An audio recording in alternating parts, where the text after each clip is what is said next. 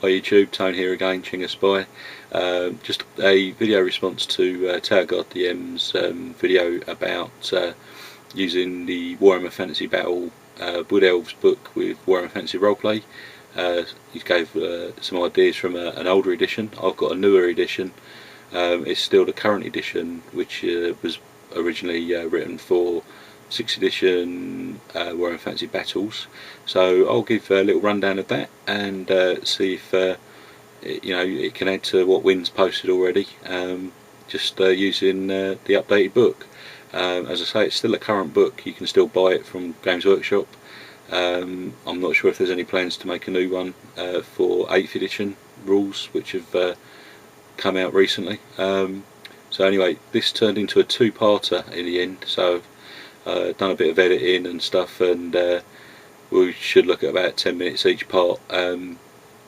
Okay, so here's the first part, and I'll upload the second part shortly after. Cheers, bye.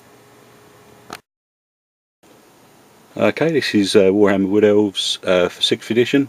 Bought it when it came out, and collected a few of the figures. Might even have a couple on the shelf, hold on. There's a couple of the figures, unpainted. I did paint a few. I've just started repainting them, to be honest. Don't know if you can see them. There's some Way Watchers there, and some the normal sort of guard figures. Only got a few, but I did start collecting them at the time. Back to the book. I paid a whole £12 for it back then. They're about £18 now. Lovely artwork again. Sorry about the creaky chair. Just go through quickly page by page. Got like a short introduction, what's in the book.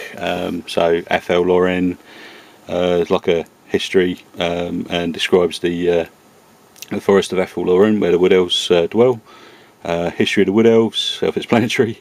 I think it goes in to detail about history against other races in the world. The Guardians, which is the start of the army descriptions. Collecting Wood Elves, which is the hobby area. The army of the Wood Elves, which is all the stat blocks, and then right at the end you've got the usual special characters. And I don't know how that's going to come out, portrait style picture there. So yeah, you got all special characters at the end.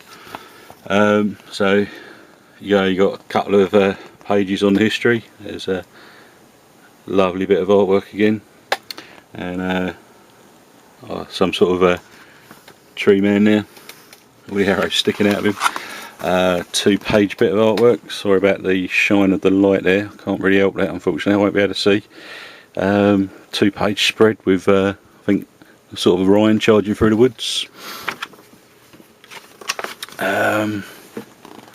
There's the history of the Wood Elves. Get a few pages describing Athel Loren, the Sundering, War of the Beard. Don't know, it's been a long time since I've read all this, so yeah, history section keeps going. Birth, forming the Council of the Elves, little Tolkien inspired there, obviously. Winter of Woe, some big historical events happening. And just try and turn that picture. Here we get into, in a moment anyway, the sort of specific histories against the different armies that you can find in the world. The Corruptor Awakens, I guess that's the Chaos and Beastmen part. Back in this edition, Beastmen and Chaos were pretty mingled in together, and demons. The Betrayal, I think that's probably between the elves. You get Dark Elves, you get Wood Elves, you get High Elves in Warhammer Fantasy Battles. Bretonnians, sort of the French Normans, or French and Normans sort of army. Battle of Pine Craigs, loads of history in this book actually. They really went to town on it, on the fluff side of things. That's why in the actual game I think you get a lot of more sort of fluffy armies. Lovely picture of the battle going on there. Yeah, so you get a lot of this dryad impaling someone on her branches. Dryads are a really good unit in the game, in the battle game. One of the best infantry troops, really. Well, they were up until the later editions when demons came out, and they're just filth. So events, you got a timeline. This is going right back from, you see it, 4120 minus 4120. So it goes all the way through. You know, there's 4 pages of timeline, all the way up to 2522. Right, there we got sort of special rules for the actual fancy battle game. But it does go into detail about longbows, tactics, hit and run tactics, special rules that they get, like the lethal shots. They're a bit of a shooty army, lots of archers as expected. Tree man attacks, strangle root. There we go through the specific you know, units in the army list, and you know, a lot of history about them, a lot of fluff. Elven highborn and nobles, they're the heroes choices. Mages, obviously the magic classes.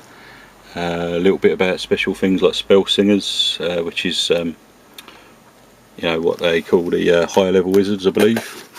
There you go, spell weavers and spell singers. So spell weavers would be 1 to 2 level, spell singers 3 to 4, I guess. I'm no expert. Glade guard, they're the little guards I showed you. You can have them with arrows or spears. Glade riders, which are similar but on horseback.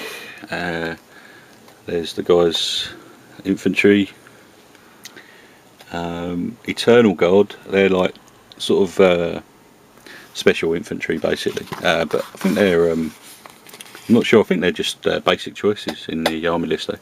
Dryads, again, as I say before, they're probably one of the better troops in the game, and the fancy battle game anyway. There's their stat blocks there.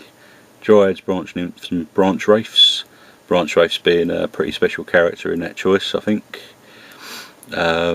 Leadership of 8, so they, you know, 8% leadership in the fantasy roleplay game. It's pretty good. Easy to roll under that. Treekin, these are like mini tree men. There's the proper tree men. I think you get tree man ancients as well, which are the big daddy ones. Yeah, there you go, tree man and tree man ancient. Tree man ancient's pretty much impossible to kill apparently in the game. Never really had one, so never tried one. Way Watchers, they're like an elite choice, or a rare choice maybe even. Way Watchers are kind of like ambush types. War Dancers, they're more the you know, two-hand weapons, dancing about, jumping around, you know, sort of swashbuckling types if you like. Just, you know, attack from above and, you know, jump all around everywhere. Warhawks, heard Wynn mention those. Warhawk riders, not really seen or heard a lot about them being played in the game, but a lot of the podcasts I listen to are more tournament play ones. So there's the Wild Riders of Kurnos, who apparently are pretty good, but you know, again, I don't hear a lot of people use them. I think they might have got better in the new edition of the game, even though this army book hasn't been refreshed at all. There are FAQs available on the Games Workshop website. A little bit about their horses, because being elven steeds, they're probably a little bit better than the other one, you know, normal sort of empire ones. Mounted bowmen there, obviously, as well. Dragons, lovely big things, expensive models, never really used them, and a great stag.